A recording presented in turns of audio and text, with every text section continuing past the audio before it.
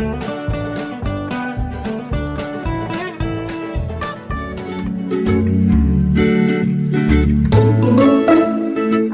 আলাইকুম শিক্ষার্থী বন্ধুরা, তোমাদের সবাইকে আজকের পাঠে স্বাগত জানাচ্ছি।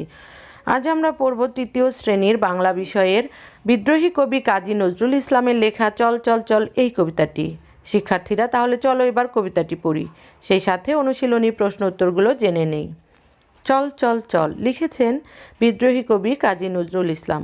চল চল চল, ঊর্ধ্ব গগনে বাজে মাদল, নিম্নে উতলা ধরণীতল, অরুণ প্রাতের তরুণ দল, চল রে চল রে চল, চল চল চল। উষার দুয়ারে হানি আঘাত, আমরা আনিব রাঙা প্রভাত, আমরা টুটাব তিমির রাত, বাধার বিন্ধ্যাচল। নবনবীনের গাহিয়া গান, সজীব করিব মহাশ্মশান, আমরা দানিব নতুন প্রাণ, বাহুতে নবীন বল। শিক্ষার্থীরা, এই কবিতাটি এখানে সংক্ষিপ্ত আকারে দেওয়া আছে।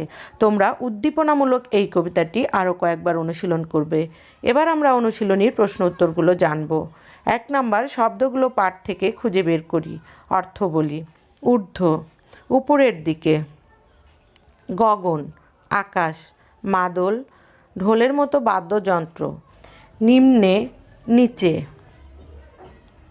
উতলা অস্থির ব্যাকুল, ধরণী পৃথিবী, অরুণ সকালের সূর্য, প্রাতে সকালে, উষা ভোরবেলার সূর্য, প্রভাত সকাল, টুটাবো ভাঙবো, তিমির অন্ধকার, বিন্ধ্যাচল বিন্ধ্যা পর্বত, সজীব সতেজ জীবন্ত, নবীন নতুন, শ্মশান মৃতদেহ পোড়ানোর স্থান। 2 নম্বর, ঘরের ভিতরে শব্দগুলো খালি জায়গায় বসিয়ে বাক্য তৈরি করি। শিক্ষার্থীরা, এখন আমি ঘরের ভিতরে শব্দগুলো খালি জায়গায় বসিয়ে বাক্য তৈরি করব। ক, তিনি প্রভাতে বই পড়েন। খ, সাঁওতালরা নাচের সময় মাদল বাজায়। গ, আমরা নবীনদের বরণ করি। ঘ, তরুণটি সবসময় সজীব থাকে। উম, ধরণী খুবই সুন্দর। চ, মা সন্তানের জন্য উতলা হয়েছেন। ছ, বিন্ধ্যাচল একটি পর্বতের নাম। 3 নাম্বার, যুক্তবর্ণগুলো চিনে নেই। ঊর্ধ্ব ধয় রেপ ব, ধয় রেপ ব। নিম্নে ম ন, ম ন। বিন্ধ্যাচল নয় ধয় জফলা, ন ধ জফলা। মহাশ্মশান শয় ম, স ম। শিক্ষার্থীরা, এই অংশটুকু তোমরা খাতায় লিখে নিবে এবং পড়বে। 4 নাম্বার, ঠিক উত্তরটি বাছাই করে বলি ও লিখি। ক, মাদল বাজে কোথায়? ঊর্ধ্ব গগনে। খ, অরুণ প্রাতের দলে কারা আছে? তরুণেরা। 5 নাম্বার, কথাগুলো বুঝে নেই এবং লিখি। ক, আমরা টুটাবো তিমির রাত, বাধার বিন্ধ্যাচল। শিক্ষার্থীরা, এই দুটো লাইনের মানে নিচে সুন্দর করে দেওয়া আছে, আমি এখন পড়ছি। তরুণেরা সজীব প্রাণের অধিকারী, তারা সবসময় অন্ধকার দূর করতে চায়, তারা এজন্য সব বাধা ডিঙিয়ে যাবে। খ, নবনবীনের গাহিয়া গান, সজীব করিব মহাশ্মশান। এই 2 লাইনের মানে নিচে দেওয়া আছে। মহাশ্মশানে প্রাণের আনন্দ নেই, তরুণেরা নতুনের গান গেয়ে মহাশ্মশানকে সজীব করে তুলবে। শিক্ষার্থীরা, এই অংশটুকু তোমরা কয়েকবার পড়বে, তাহলে বুঝতে পারবে।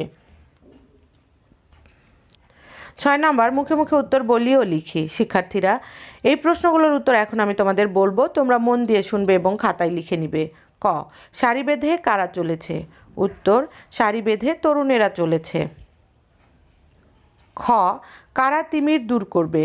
উত্তর, তরুণেরা তিমির দূর করবে। গ, বিন্ধ্যাচল কি? উত্তর, বিন্ধ্যাচল একটি পর্বতের নাম।